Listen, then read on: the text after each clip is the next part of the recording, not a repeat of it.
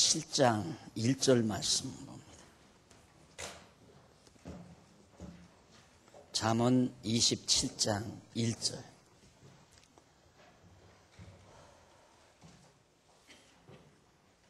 너는 내일 일을 자랑하지 말라. 하루 동안에 무슨 일이 날는지 네가 알 수 없음이니라. 타인으로 너를 칭찬하게 하고 네 입으로는 말며 의인으로 너를 칭찬하게 하고 네 입술로는 말지니라. 우선 2절까지. 지금 우리는 계속해서 솔로몬이 아들 르호보암에게 미련한 자를 경계할 것에 대해서 훈계하는 내용을 살펴가고 있습니다. 미련한 자를 경계해라. 그래서 어떤 것이 미련한 것인지를 밝히면서 오늘 봉독해드린 27장 1절로 10절에서는 자랑하지 말아야 할 것과 이웃이 낳은 까닭을 가르쳐 줍니다. 자랑하는 것 어리석은 자죠. 자랑하는 사람은 경계해라. 그냥 자기 자랑 늘 하는 사람 있죠. 자기 자랑, 자기 집안 자랑, 친구 자랑, 자기 학벌 자랑, 자기 돈 자랑, 자기 명예 자랑, 자기 남편 자랑, 자기 자식 자랑, 딸 자랑, 며느리 자랑, 사위 자랑. 이 자랑하는 것, 이게 어리석은 자다라는 얘기입니다. 그러니까 너는 그 자랑하는 자를 경계하기 위해서라도 너 스스로는 자랑하지 말아라. 그리고 이웃이 낳은 까닭에 대해서 솔로몬의 아들에게 가르쳐주는 내용입니다. 우선 그 교재 가지고 계시면 4366페이지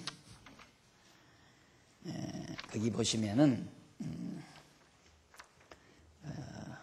1절이 빠졌습니다. 1절로 4절까지 보면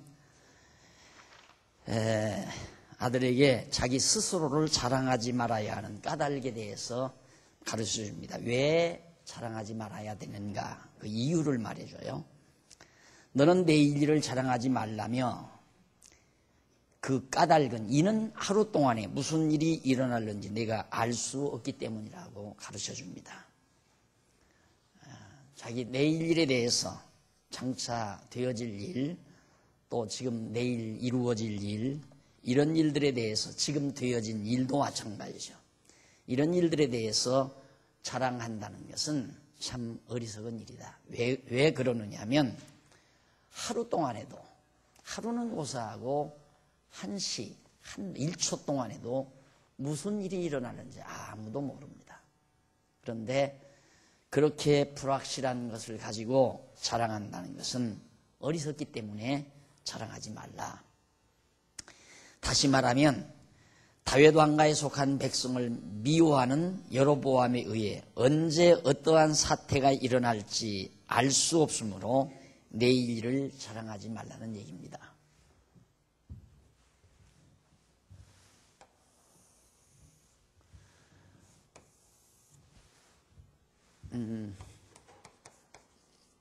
솔로몬, 르호보암, 여로보암. 너 내일 일 자랑하지 말라. 왜? 지금 호시탐탐 너를 대적으로 알고 지금 가서 일을 갈고 그리고 너를 언제든지 기회를 봐서 삼키어버리려는 그런 설기등등한 생각을 가지고 지금 가 있는 여로보암을 내가 생각한다면 너 자랑할 거 하나도 없다 이거죠. 내 입장에서. 지금 우리 국민들이 부시의 입에서, 또 부시 입만 아니라 가모잡잡한 그 여자 있죠. 그 여자의 입에서 나오는 말에 한숨도 지고 마음의 평안도 없고 불안하기도 하고 그거에 의해서 주가가 오르락내리락 하고 그 여자가 뭐기에, 가모잡잡한 그 여자가 뭐기에 그 여자의 그 한 5, 6cm 되는 입속에서, 이 입속에서 나오는 그 말 몇 마디에 아이고 이제 괜찮겠구나. 아이고 큰일 났구나. 그것도 우리나라만 그런 게 온 세계가 난리 아니에요. 이것이 우리 인간의 연약성입니다. 아주 연약한 존재. 그렇기 때문에 너는 네 스스로 절대 자랑해서는 안 된다 하는 것이 솔로몬이 말하는, 이 자랑이라고 하는 것은 자만에서 나오는 거거든요. 자만. 자랑은 어디에서 나오느냐면 자만을 자기의 교만, 내가 잘났다, 내가 위대하다, 내가 훌륭하다라고 하는 그런 자만 속에서 자랑이 나와요. 자만은 스스로 자기 교만은 하나님을 대적하는 행위입니다. 벌써 하나님을 잃어버린 행위죠. 잊어버린 행위. 우주와 만물을 주관하시고 역사를 지배하시는 여호와 하나님이 살아서 지금도 내 숨결도, 내 모든 삶도, 내 모든 행동도 하나하나 일거수일투족 주관해 간다는 사실을 깨달아 알고 믿고 산다면 자만할 겨를이 없죠. 그리고 아무것도 자랑할 만한 것도 없고. 왜? 언제 어느 때 하나님께서 걷어가시면 걷어가는 거고, 내 건강도 그러잖아요. 건강도 하나님이 걷어가시면 병들게 돼 있고, 병든 자도 하나님이 건강 주시면 건강하게 돼 있고. 그렇기 때문에 너는 절대 자랑하지 말라, 자만 떨지 말라라는 말과도 통하는 말입니다. 그러면서 타인으로 너를 칭찬하게 하고 내 입으로는 말며 여인으로 너를 칭찬하게 하고 내 입술로는 말라고 합니다. 너를 칭찬을 스스로 칭찬하는 거, 이게 자만이죠. 자기 스스로를 칭찬하는 거. 내 성격 좋잖아, 나 인간 됨됨이 괜찮잖아 하고 자기 스스로를 칭찬하는 것, 이것이 바로 어리석은 일이다. 왜 그러느냐면 그 까닭은 솔로몬이 자기가 자기를 자랑하지 말고 남으로 자기를 자랑하게 하라는 뜻이죠. 남이 나를 칭찬하고 자랑하게 해라. 당연합니다. 자기 스스로를 자기가 자랑하는 건 자만에서 나오는 거지만 남이 나를 자랑하고 칭찬하는 것은 그건 상관없잖아요. 아무런 관계가 없는 거예요. 그래서 남으로 칭찬 듣는 것이, 그것이 지혜로운 일이지 스스로 자기 자신을 칭찬하거나 자랑하는 것은 어리석은 일이다. 이렇게 솔로몬이 자기 아들에게 자랑하지 말라고 하는 까닭이 있어요. 미련한 여로보암의 질투가 일어날 염려 때문입니다. 얼마나 질투가, 이 여로보암이 이 질투가 얼마나 대단했겠습니까? 여로보암. 이건 뭐 답사 10집안 반이나 자기를 따르는 상황이니까 너는 비교가 안 된다 이거죠. 너는 비교가 안 된다. 그래서 언제라도 너는 내 손아귀 위에 있다라고 그렇게 생각하는 그런 어리석은 여로보암이 이웃에 있기 때문에 너는 스스로 자랑하지 말고. 왜? 스스로 잘났다고 자만에 빠지면 질투심을 더 가중시키는 거란 말입니다. 그러니까 우리나라도 그러잖아요. 너무 김정일이 자극하는 발언하지 말라. 참 얼마나 그런 보도를 신문에서 볼 때마다 참 불안하죠. 자, 국무장관이 무슨 말을 할까? 이번에 노 대통령이 또 해외 나가서 말 실수해가지고 김정일이 뿔딱지가 나면 어떡하나? 다 불안한 거 아니에요? 이게 지금 솔로몬도 그 말이거든요. 너 잘났다고 자만하고 자랑하면 북쪽에 있는 여로보암이 얼마나 질투심이 더 뜨겁게 달아오르겠느냐. 그래서 원래 친구가 없으신 분들은 조용히 생각해 볼 필요가 있어요. 주변에서 자기를 싫어하는 분은 나를 왜 주변 사람들이 싫어할까? 까닭이 있어요. 그 까닭은 자꾸 자기 잘난 척하고 자기 자랑하고 자기를 내세우고, 그런 사람은 아무도 좋아하는 사람은 없어요. 아무도 좋아하는 사람. 어디서든지 목소리 크고 큰 소리 치고 잘난 척하는 사람은 언제 왕따 당해도 당하게 돼 있어요. 싫거든요. 그런 사람은 누구든지. 가만히 생각해봐요. 내가 싫으면 다른 사람도 싫은 거예요. 그러니까 정말 자기 자랑하는 사람, 왜 그 공부 잘하는 아이들이 투신 자살하는 까닭도 그 이유 중에 하나가 그만큼 공부를 반에서 이기려면 다 친구가 다 대적이에요. 그리고 좋은 성적 받으면 아주 잘난 척하고 공부 못하는 건 아야 저리 가라 하고 그러다 보면 친구가 없어지고 왕따당하게 되는 거예요. 거기에서 성적이 떨어질 것 같은 느낌 받으면 이도 저도 소망이 없는 거예요. 그러니까 죽어버리자 하고 아파트에서 떨어지는 거거든요. 그러니까 우리가 특히 이제 교회 생활을 하면서도 정말 잘난 척하고 똑똑한 척하고 자기만 위대한 척하고 그리고 자꾸 자랑하는 거, 뭘 그냥 집안 자랑, 자기 자식 자랑, 며느리 자랑, 우리 권사님들 손자 자랑 참 많이 해요. 손자 자랑 많이 하는데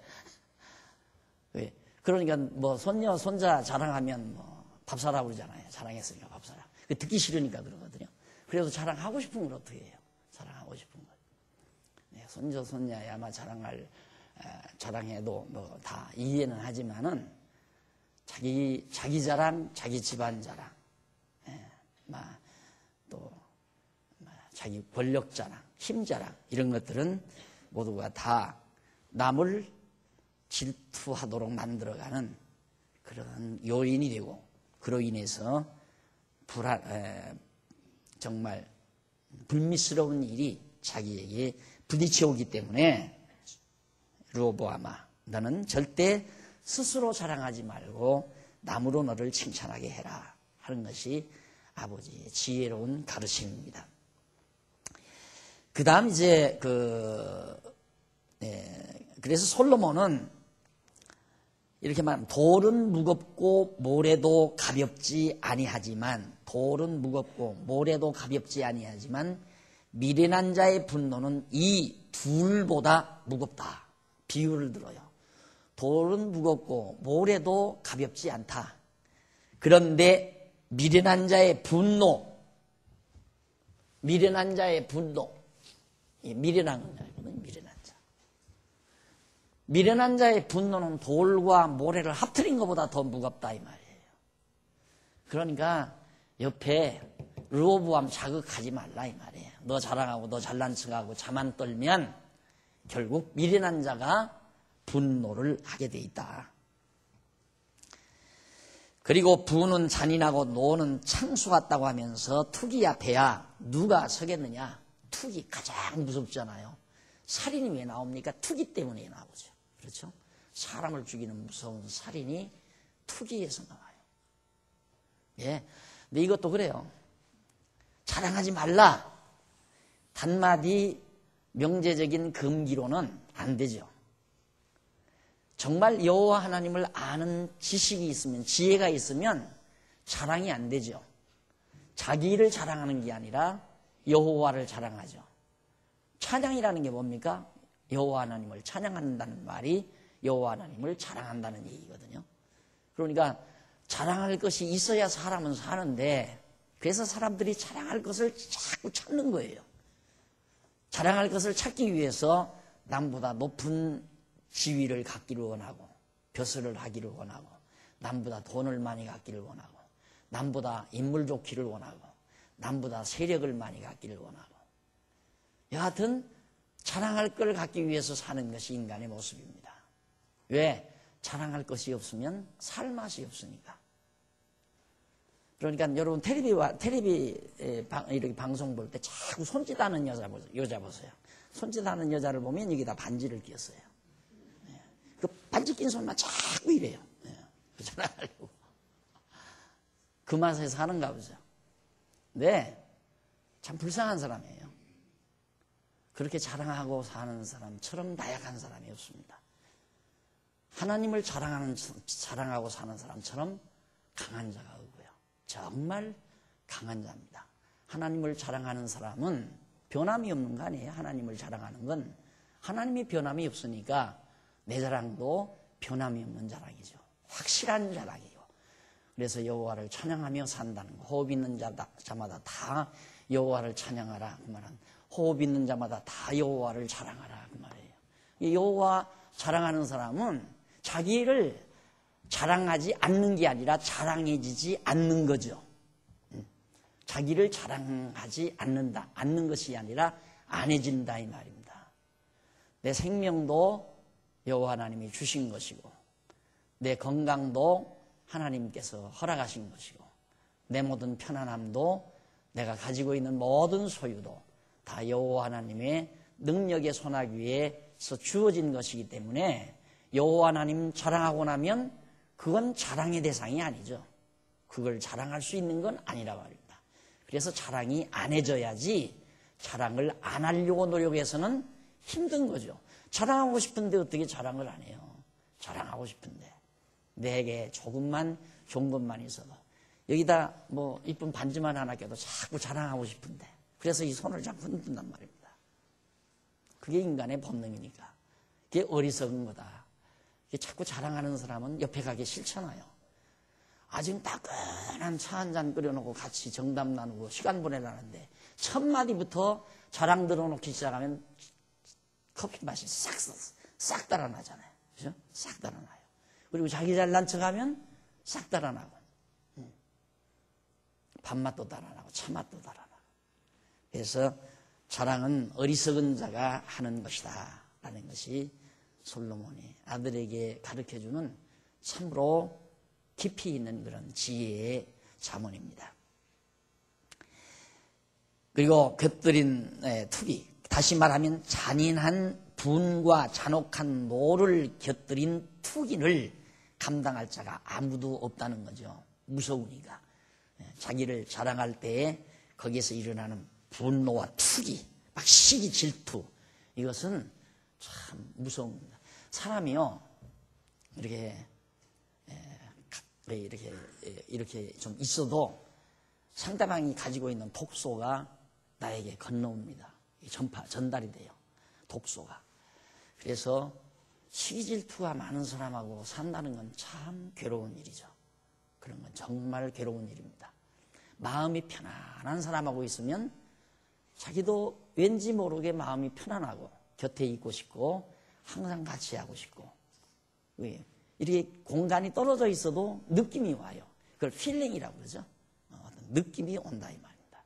독소를 품는 사람 곁에 있으면 뭔가 자꾸 거부 반응이 일어나고 싫어해지고 그래서 주변에서 친구들이 자꾸 떠나가는 이유가 바로 거기 있단 말입니다.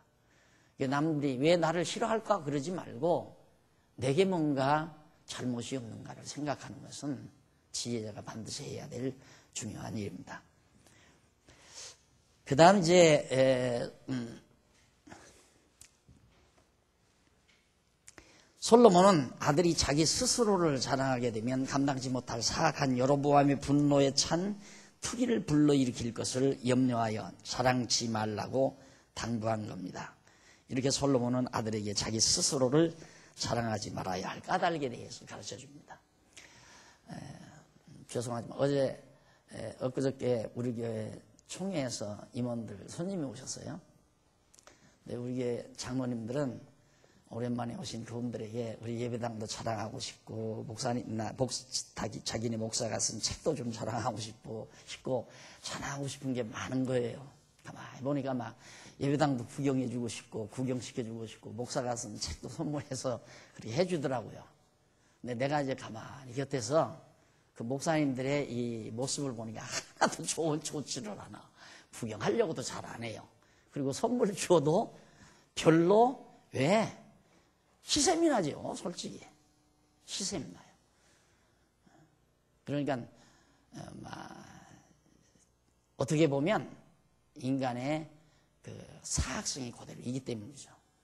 정말 그렇지 않으면 그냥 같이 칭찬, 장로님 수고하셨습니다. 참 이 어려운 교회에서 이렇게 정말 예배당을 짓느라고 얼마나 수고하셨습니까? 라고 이렇게 칭찬해 줄 만한 너그러움이 당신들에게 있었으면 총회 임원답지요. 그렇잖아요. 아이고 장로님들 수고 많이 하셨습니다.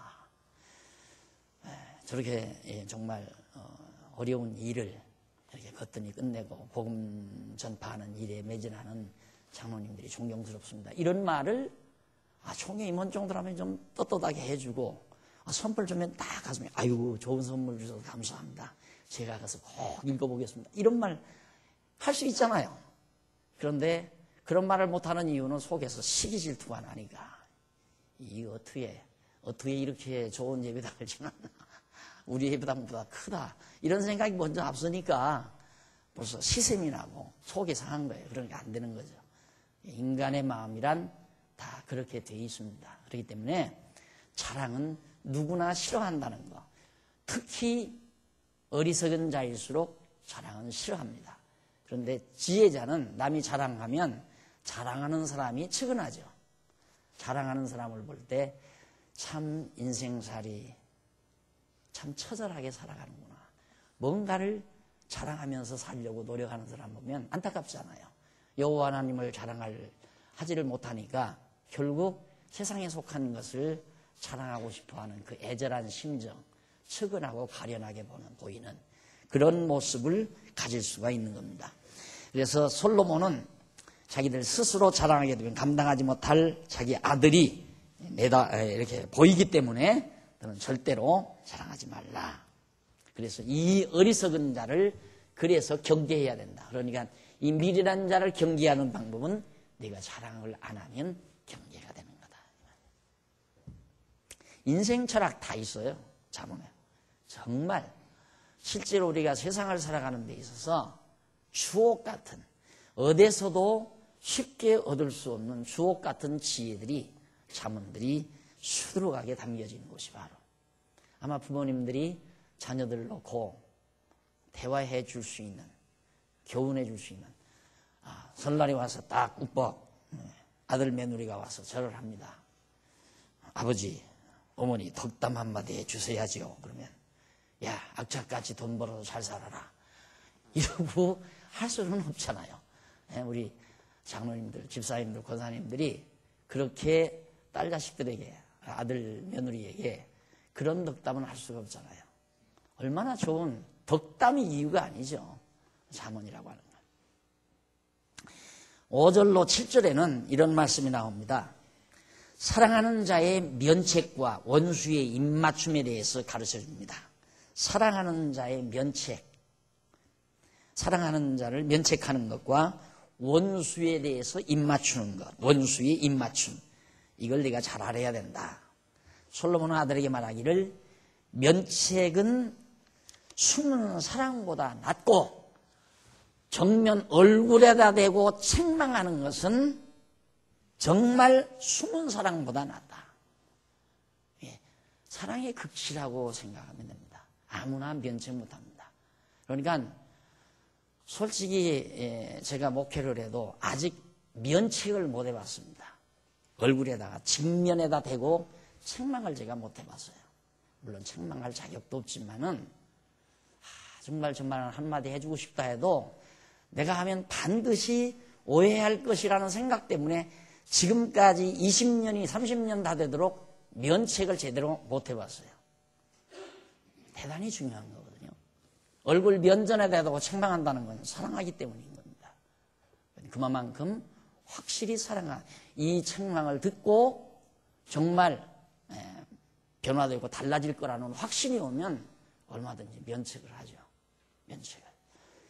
그런데 솔로몬이 지금 그걸 가르쳐 줍니다.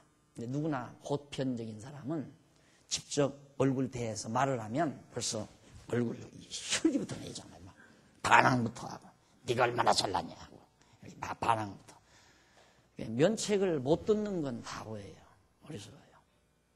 우리가 이렇게 보면 면책을 못 듣고 소화를 못하고 결국은 교회를 나가신 분들이 여러분 계십니다. 참 안타까워요. 제가 직접 하기는 좀 너무하고 그래서 결국 이제 각 소관부서를 통해서 이렇게 담당자들이 이렇게 해도 왜 안 돼가지고 결국은 이제 할 수 없이 좀 솔직한 얘기지만 제 아내를 동원을 했죠. 제가 제 아내를 동원했는데 그걸 소화 못하고 결국은 나가 떨어지더라고요. 그래서 참 면책은 하기도 힘들지만 소화하기도 힘든 겁니다. 예, 이건 하기는 해야죠. 반드시 면책은 하기는 해야 되는데, 이 교회 목회자인 목사가 하면 그때는 이제 끝나는 거예요. 이거냐 흑백을 선정해버리는 거기 때문에 담당 부서 책임자들을 통해서 이제 면책이라든가 권면이 들어갈 때에는 지혜롭게 받아들일 그런 받아들이는 여유와 지혜가 꼭 필요하다 하는 생각을 해봅니다. 그래서 다시 말하면 면전에서 책망하는 것은 숨은 사랑보다 낫다는 사실을 밝히는 건데, 그리고 친구의 통책은 충성에서 말미암은 것이지만 원수의 자주 입맞춤은 거짓에서 난 것이라고 그렇게 말을 합니다. 자, 원수의 자주 입맞춤. 나를 해하려는 사람이 웃음으로 밥 대접하고 아주 미소를 지으면서 곁으로 다가오는 경우들이 참 많습니다. 그러니까 웃는 얼굴 조심해야 되고요. 웃는 얼굴을 조심해야 되고 면책하는 자를 귀히 여길 줄 아는 것이 지혜자입니다. 예. 면책하는 사람을 귀히 여기고 웃는 얼굴을 또 조심해야 되고 항상. 왜? 웃으며 다가오는 것은 둘 중에 하나예요. 정말 웃으며 다가오는 건 나를 존경한다거나 나를 사랑한다거나 나를 아낀다는 측면이 있을 수 있습니다. 근데 그게 다가 아니에요. 반드시 웃으며 다가오면 무슨 오늘 또 내가 당했어요. 오늘 또 당했는데 전화해달라고 목사님 어떻게 하면 공부를 할 수 있습니까? 연구원에 가서 어떻게 하면 공부를 할 수 있습니까? 그래서 목사래요. 그게 내가 얼마나 반가워요. 목사가 공부하고 싶다니까. 언제쯤 뵐 수 있느냐고. 오늘 지금 오면 수요일이니까 만날 수 있다고. 딱 와서 아주 입에 발린 칭찬하면서 수고하시고 어쩌고 이런 얘기를 해요. 저 친구가 정말 공부를 하러 왔나. 아니나 다를까 책보따리를 끌어놓고 책을 한 권 사달라고 그래요. 그래서 책 한 권 5만 원을 주고 샀다니까. 책값이 2만 원인데 2만 원 주니까 목사님 책값을 받으려고 온 거나 책 팔려고 온 건 아닙니다. 책은 목사님 보시고 어려운 교회 좀 도와주십시오. 그래서 5만 원만 주십시오. 목사가 그러더라고요. 그 5만 원 줬잖아요. 웃는 얼굴 조심하셔야 돼요. 친절한 척하고 자꾸 전화질하고 가까이 오는 건 그렇게 물건 팔아먹으려고 오는 거란 말이에요. 물건 팔기 위해서. 자기 이권 챙기려고.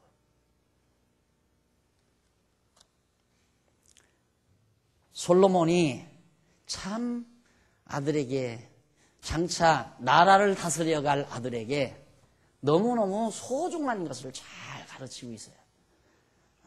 사람이란 자기에게 웃으며 다가오면 쉽게 못 부리시거든요. 나 같은 사람도 지금 오늘 5만 원 당했잖아요. 공부한다는 말입니다. 내가 제일 약한 것은 공부한다고 마음이 약해져요. 그러니까 날 이용해 먹으려면 공부 열심히 한다면 이용해야 돼요. 다른 거 없어요. 성도들 제일 좋은 게 뭐냐면 성도들이 공부 열심히 하고 있다면 그 이상 더 좋은 게 없어요. 요한일서에 보면 형제들아 너희가 진리 안에서 행한다는 말보다 더 좋은 말이 없고 그것이 나를 너무너무 즐겁게 하고 기쁘게 한다라는 말을 요한 사도가 한 얘기가 있습니다. 너희가 진리 안에서 행한다는 말 듣는 것보다 더 즐거움이 없다. 진리 안에서 말씀 열심히 배우고 산다는데 그거 이상 더 즐거운 일이 어디 있어요? 네, 그래서 그만 깜빡 속아가지고 정말 황금 같은 돈, 금쪽 같은 돈 5만 원을 그냥 가난한 교회에 도왔다 싶기는 하지만은 어쨌든 그 돈이 지금 교회에서 나간 거예요. 교회 구제금에서 5만 원. 내 호주머니에서 나간 게 아니라 이 다음 이제 재직회 때 그 안 된다면 제 호주머니에서 나가야 되니까 주사입니다. 목사 잘못 둬가지고 사기 당한 거니까. 웃는 얼굴 조심하십시오. 웃으며 다가오는 친절히 다가오는 사람 조심하고. 근데 그렇다고 해서 무조건 다 친절히 다가오는 건 다 믿는 것과 하는 것이 하나 돼서 서로 사랑하는 마음이 있고 아끼는 마음이 있고 그리스도 안에서 한 몸이기 때문에 만나면 좋고 즐겁고 행복하고 그래서 웃고 같이 있는 거야 10번도 좋죠. 그게 그렇게 쉬우냐 이 말이에요. 그게 그래요. 끝없이 인간은 자기 이권을 추구하려는 기본 본능을 지니고 있으니까. 그래서 입맞춤 조심해라. 거짓에서 난 것이다. 이는 애정을 입맞춤, 거기 친구라고 하는 것. 친구. 여기서 친구라는 말을 오헤브라는 말인데 히브리 말로 네 번째 줄 나오죠? 4367페이지. 애정을 가진 자, 친구. 예. 여기 친구라는 말. 그러니까 친구의 통책, 애정을 가진 자의 책망. 정말 사랑한다는데 잘못된 길을 가는데 내버려두면 그 사랑하는 게 아니죠. 내버려두면.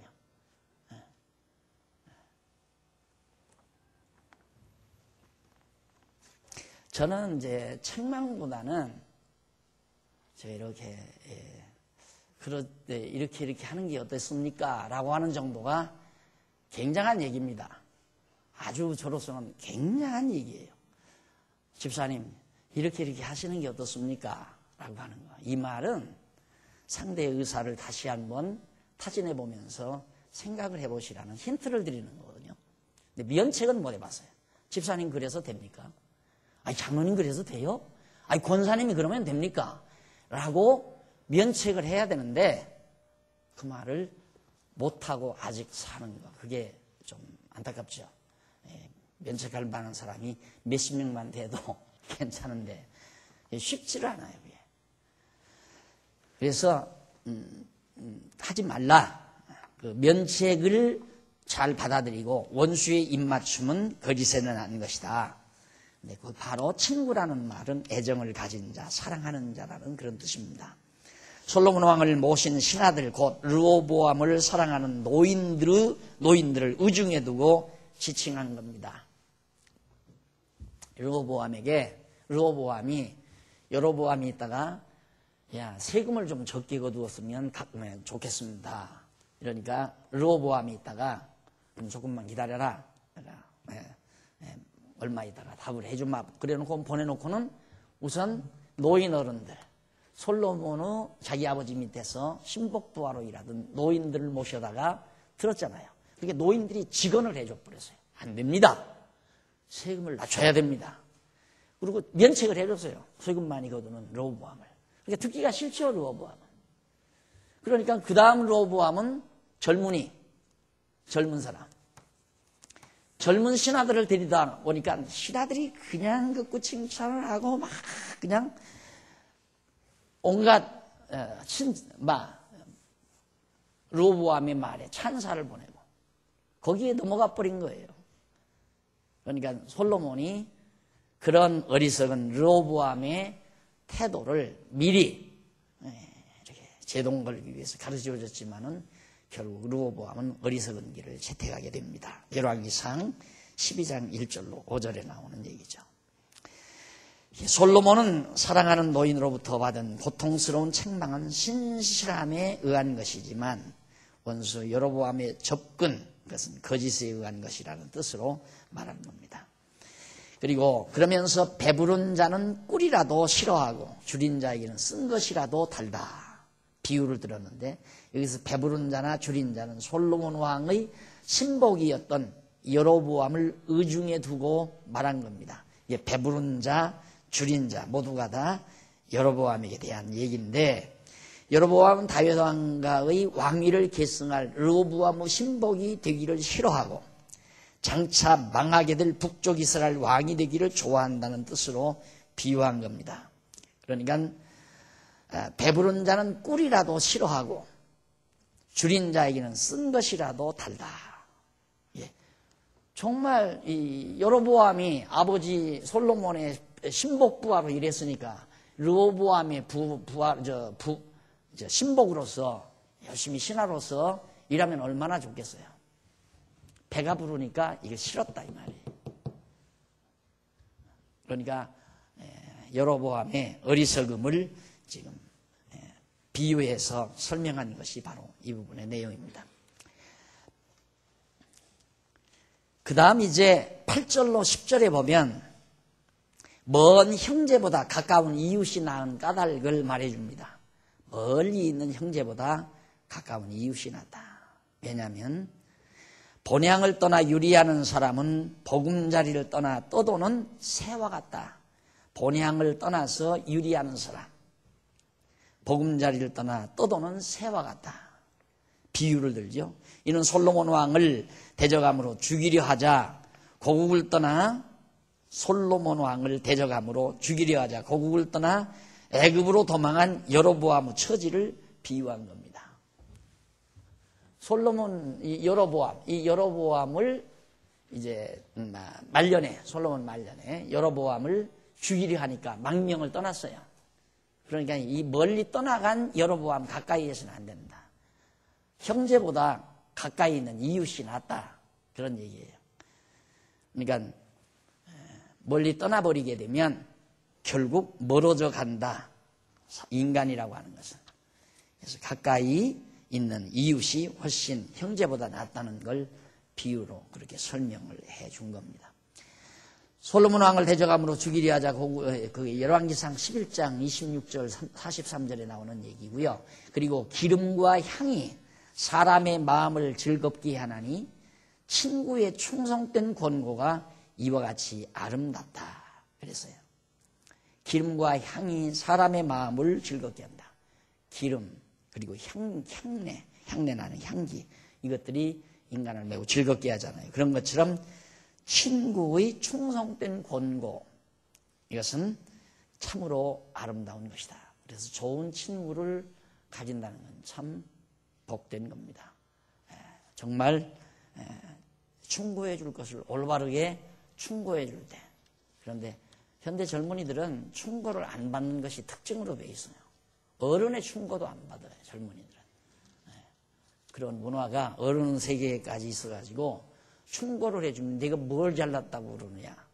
그래서 반항을 하지 충고를 아름답게 받아들이지를 않는 것이 오늘의 세태지만은, 그러나 정말 친절한 친구는 가차없이 충고를 할 수 있는 그런 친구가 정말 먼 형제보다 나은 것이다. 여기서 친구의 충성된 권고가 이와 같이 아름다운이라는 내용은 번역상 약간 오류가 있는 부분으로서 친구의 의욕적인 계획은 이와 같이 달콤하다. 친구의 의욕적인 계획은 이와 같이 달콤하다는 그런 뜻인데, 원문상으로 보나 문맥상으로 보나 자연스러운 겁니다. 이는 르호보암 왕에게 무거운 세금을 가볍게 해달라고 요청을 이제 해온, 가볍게, 세금을 좀 가볍게 해달라. 그렇게 요청을 하는 무리의 의욕적인 계획이 애굽의 피신에 있는 여로보암에게 달콤한 것이라는 뜻을 사람의 마음을 즐겁게 하는 기름과 향으로 비유한 것이다. 그러니까 결국 백성들이 여로보암에게 세금 좀 감해달라 그러니까 여로보암은 신바람 난 거죠. 다 알아. 이제 백성들이 다 너를 반항하고 싫어한다. 이런 뜻에서 지금 한 얘기인데, 앞에서 번역된 것은 친구의 충성된 권고가 이와 같이 아름답다라는 말로 그렇게 얘기했는데, 친구라는 말이 없어요. 의욕적인, 거기 권고라는 것은 의욕적인 계획. 아주 세금을 좀 감해달라고 하는 백성들이 요청이 바로 피신하고 있는 여로보암에게 달콤한 그런 마음을 즐겁게 하는 그런 뜻으로 이해를 하면 되겠습니다. 그러면서 솔로몬은 아들에게 내 친구와 68페이지 나옵니다. 내 친구와 내 아비의 친구를 버리지 말며 내 환난 날에 형제의 집에 들어가지 말지어다. 가까운 이웃이 먼 형제보다 낫다고 그렇게 가르쳐 줍니다. 여기서 네 친구는 르호보암에게 세금을 무겁게 하라고 권하는 소년 친구를 말합니다. 열왕기상 12장에 나와요. 네 친구를 여기서 내 친구는 그만하세요. 아들에게 내 친구와 내 아버지의 친구를 버리지 말며 내 환난 날에 형제의 집에 들어가지 말지어다. 가까운 이웃이 뭐 형제보다 낫다 했는데, 내 친구는 여로보암에게 세금을 무겁게 하라고 권하는 소년 친구를 말하고, 내 아비의 친구는 르호보암에게 회중 요구대로 세금을 가볍게 하라고 하는 솔로몬 왕을 섬긴 노인을 말합니다. 노인을 말하는데 내 환난 날은 여로보암이 반역을 일으키고 다윗 왕가를 이탈할 날을 말합니다. 솔로몬은 장차 왕위에 오를 르호보암에게 세금을 무겁게 하라고 권하는 소년 친구와 세금을 가볍게 하라는 솔로몬 왕을 섬긴 노인을 버리지 말며 여로보암이 반역을 일으키는 환난 날에 형제의 집에 들어가지 말라 했습니다. 이는 그 형제가 반역에 동참하는 자일 경우에 도움보다는 해를 입기 때문이다. 그러니까 세금을 거두라 하는 이 친구나 거두지 말라고 하는 이 친구 둘 다 버리지 말라. 왜? 환난 날 여로보암이 반역을 일으키는 그날 이들은 너에게 정말 그래도 너와 함께할 자들이다. 함부로 너 이웃에 들어가지 말라. 왜? 그 이웃이 여로보암 편일지 어떻게 하느냐. 그러니까 이미 내 곁에 있는 친구, 내 의사에 반대를 했던, 네 의사에 찬동을 했던 관계없이 네 친구들을 버리지 말라. 이것이 바로 솔로몬이 아들에게 권하는 내용입니다. 그래서 솔로몬은 가까이 있는 이웃, 곧 소년 친구나 솔로몬 왕을 섬긴 노인이 먼 형제보다 나음으로 버리지 말라고 다 이른 겁니다. 자, 이상과 같이 솔로몬으로 아들에게 자랑하지 말아야 할 것과 이웃이 낳은 까닭에 있어서 훈계에 대한 잠언을 가르치어 주도록 섭리하신 내용을 살펴봤습니다. 이런 내용들은 밑에서 68페이지 밑에서 9째 줄 앞부분에 보면 결국 솔로몬은 아들 르호보암에게 스스로 자랑하지 말라고 원수 르호보암을 경계하라며 가까이 있는 자가 형제보다 나은 까닭을 가르쳐 준 겁니다. 이런 장차 오실 하나님의 지혜이신 메시아가 입성할 때 제자의 온 무리가 찬송하지만 원수 가룟 유다는 입을 맞출 것에 대한 예표로서의 모형과 그림자인 겁니다. 결국 예수님, 솔로몬이 이제 지혜자인데 장차 오실 예수님께서 결국은 입 맞춘 자가 예수를 십자가에 못 박아 죽게 만들었잖아요. 절대 너도 입 맞추는 자 조심해라 하는 얘기입니다.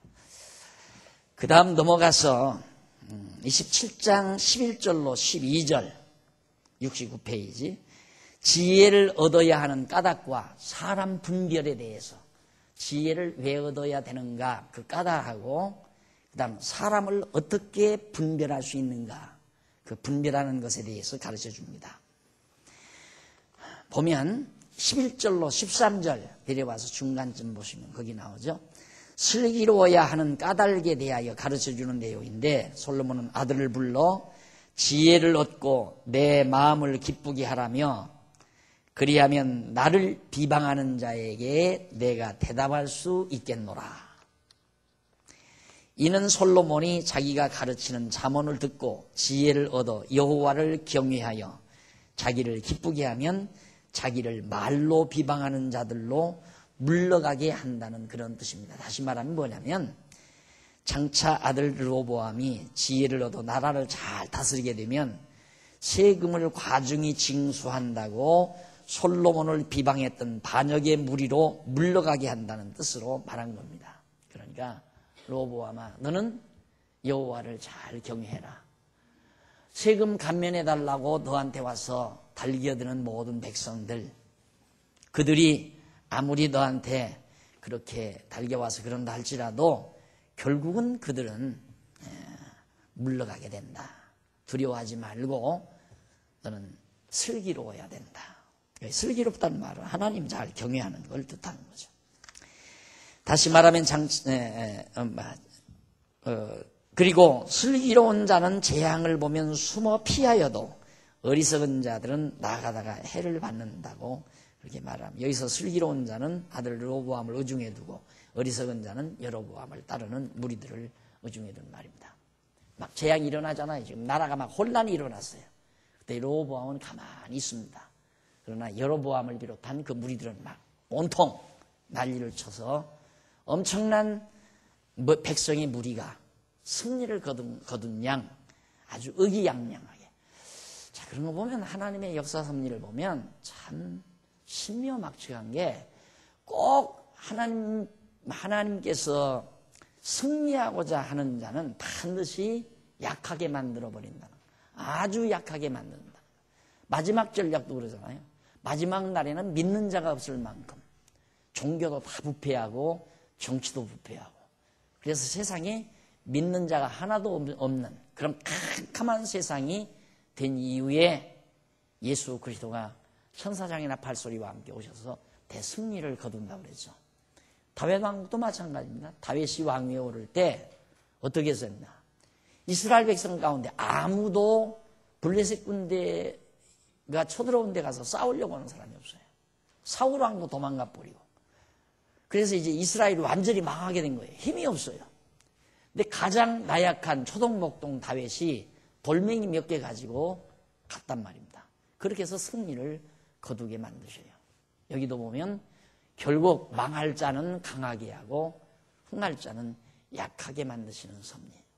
그래서 사도 바울이 그걸 보고 하나님께서는 약한 자를 들어서 강한 자를 부끄럽게 하고 미련한 자를 들어서 지혜롭다고 자고하는 자를 정말 무너뜨리신다라는 그런 논조의 말을 사도 바울이 고린도 교회에 한 이유가 바로 그런 하나님의 역사적인 섭리 배경을 두고 한 얘기입니다. 근데 우리 인간은 약해질 때 참 괴롭죠. 약해질 때. 금방 망하는 것 같고. 바울이 그 말을 해요. 나 약할 때 그리스도가 내 속에서 강하니라. 그 말을 해요. 내가 약할 때 그리스도가 내 안에서 강하다. 그 말입니다. 그 이유는 지금 지난주일에도 사도행전을 우리가 공부했지만 사도 바울 너무 약하게 만들잖아요. 죄수의 몸으로 포승에 매여서 죄수의 몸으로 지금 로마를 가게 되죠. 형편없는 죄수의 몸으로. 그렇게 해서 하나님께서는 당신의 계획된 섭리, 로마에 가서 예수가 그리스도이심을 증거하게 하신 하나님의 섭리. 왜? 그것이 하나님께서 하시는 줄을 깨닫게 하기 위해서. 지금 땅끝까지 이르러 복음을 증거케 하시는 이가 누구냐면 성령께서 그렇게 하시는 거란 말입니다. 그런데 바울이 막 예루살렘에서 복음 증거했을 때 3,000명, 5,000명 막 그 무리들이 엄청 모여가지고 큰 교회를 이루어서 거기서 엄청난 선교비를 책정하고 그 선교비에 의해서 정말 요즘 같은 비행기를 타고 로마 공항에 딱 도착을 했다. 그러니까 막 수만 군중들이 와서 환호하면서 바울을 맞게 하고 이랬으면 얼마나 좋겠어요. 그러면. 그런데 하나님 그렇게 안 하시더라 이 말이에요. 가장 나약한 죄수의 몸으로 로마에 가게 만들어서 로마에 가서도 정말 형편없는 무능한 자로 로마 감옥에 들어가잖아요. 감옥 안에서 예수를 증거케 만드시는 하나님의 역사. 약한 데서 하나님의 능력을 드러내시기 위한 하나님의 섭리. 이걸 항상 우리들이 눈으로 볼 줄 알아야 됩니다. 그걸 모르면 유혹을 당하게 돼 있어요. 왜? 강한 쪽에 언제나 우리의 관심이 가게 돼 있으니까. 자, 그래 거기 이제 다시 말하면 장차 아들 르호보암이 지혜를 얻어 나라를 다스리게 되면 세금을 과중히 징수한다고 솔로몬을 비방했던 반역의 무리로 물러가게 한다는 뜻입니다. 그리고 밑에서 다섯째 줄 끝부분. 슬기로운 자는 재앙을 보면 숨어 피하여도 어리석은 자는 나간다. 여기서 슬기로운 자 르호보암, 어리석은 자 바로 여로보암이죠. 제일 밑에 줄 앞부분. 솔로몬은 장차 여로보암이 반역을 일으키는 재난의 날에 슬기로운 르호보암은 잠잠하지만 어리석은 여로보암을 따르는 무리들은 해를 당할 것을 의중에 두고 그렇게 말한 겁니다. 그리고 타인을 위하여 보증이 된 자의 옷을 취하라며 의인들의 보증이 된 자는 그 몸을 볼모로 잡힐 것이라고. 바로 보증 선거에 대해서 말합니다. 여기서 타인은 다윗 왕가를 이탈한 여로보암의 무리를 말하고 의인들은 이스라엘 자손이 아닌 이방 족속을 말합니다. 솔로몬은 보증이 된 자가 다윗 왕가를 이탈하는 무리에 속한 동족일 경우는 담보물을 가볍게 하여 옷만을 취하고 몸은 여로보암을 따르도록 그렇게 해라. 이방 족속일 경우는 담보물을 무겁게 하여 몸으로 볼모잡혀 여로보암을 따라가지 못하게 하라는 뜻으로 말합니다. 이렇게 솔로몬이 아들에게 지혜롭고 슬기로워야 하는 까닭. 이방인들은 붙잡아 두고 여로보암을 따라가려고 하는 사람들은 붙잡지 말라 그 말이에요. 왜? 이미 마음 돌아섰으니까. 그러니까 담보를 했더라도 가볍게 옷이나 담보 잡고 몸은 돌려보내주어라. 간다는 사람 가게 놔둬야 돼요. 간다는 사람 붙들면 그게 화근이에요. 언제나. 어디서나 그래요. 저쪽으로 가겠다는데 지금 여당으로 가겠다는데 여당으로 보내고 야당으로 가겠다면 야당으로 보내야 돼요. 벌써 그건 마음이 벌써 빗나간 사람이란 말입니다. 어디서나. 그래서 마음이 흔들리면 그건 벌써 나중에 어디에 있든지 화근이 되지는 화의 근원이 되지는 결과를 낳게 되니까 참 중요한 얘기죠. 생각해 보십시오. 나라가 지금 남쪽 유다 나라가 지금 세워지는데 거기에 마음은 이쪽에 가 있고 몸만 여기가 와 있다면 여기 모든 정보를 이쪽에다 빼돌릴 거 아니겠어요? 빼돌리고. 그리고 그렇게 있는 사람은 놀랍게도요. 몸은 여기 있고 마음이 여기가 있으니 여기를 위하지 여기는 안 위해요. 여기서는 계속 여기는 자꾸만 비난하고 험담하고 여기는 자꾸 정말 여기에들 피해를 주고 그리고는 이쪽에다가 계속해서 정보를 제공해 주니까 간첩 노릇을 하게 되는 거죠. 그러니까 그대로 가도록 내둬라. 붙잡지 말고 그 말입니다. 수에 있는 거 아니니까 참 많은 교훈을 아들에게 잘 솔로몬이 해주지만 아들은 그렇게 다 하지 못한 경우가 참 많습니다. 벌써 시간이 많이 됐습니다. 14절부터 다음 시간 또 하도록 하고 오늘 강의 여기서 마무리합니다. 기도하십시다. 하나님 아버지, 우리 지혜로운 자로서 자만하지 않고 자랑하지 않고 오직 여호와만을 자랑하고 찬양하며 사는 슬기로움을 우리들이 지녀야 하지만은 우리들이 그러지 못할 때가 참으로 많습니다. 사랑 안에서 면책하는 것을 즐겨하고 또 면책을 소화할 능력을 가져야 될 저희들이지만은 그러지 못할 때도 또 많이 있습니다. 하나님 아버지, 정말 우리에게 지혜와 총명을 주셔서 하나님 나라를 세워가는 데 있어서 어리석은 일 범하지 않도록 늘 지켜주시고 약한 자 같으나 강한 자를 부끄럽게 하시는 하나님의 놀라운 섭리를 저희들 마음속에 늘 간직하면서 마음에 늘 하나님 의지하는 뜨거운 열정과 지혜로 채워주시옵시기를 간절히 소원합니다. 이제 어두운 밤길 돌아갑니다. 주 안에서 다시 만날 때까지 평강의 영이 저희와 저희 가정들을 지켜주시옵시기를 비오며 예수님의 이름으로 기도드립니다. 아멘. 하늘의